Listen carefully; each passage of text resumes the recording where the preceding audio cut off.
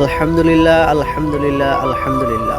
সমস্ত প্রশংসা মহান আল্লাহ তাআলার জন্য, যে আল্লাহ তাআলা আপনাকে আমাকে খুশি রাখেন। ঘুমের ফাঁকে হঠাৎ দেখি জানলার ফাঁক দিয়ে সূর্য মামার দেখা পাওয়া গেছে। তাই ঘুম থেকে উঠে চলে এলাম ছাদে। ছাদে এসে দেখলাম যে পরিমাণে আজকে রোদটা উঠাইছে, তাতে মনে হয় যে সারাদিনটা খুব ভালো যাবে। তা আসলে গতকালকে চাইতে আজকে অনেকটাই বেটার ফিল মনে হচ্ছে। তো আলহামদুলিল্লাহ, আজকে শহরে অনেক রোদের ছোঁয়া পাওয়া গেছে। তো জানি না এখন কোথায় কোথায় সূর্য মামার দেখা মিলছে।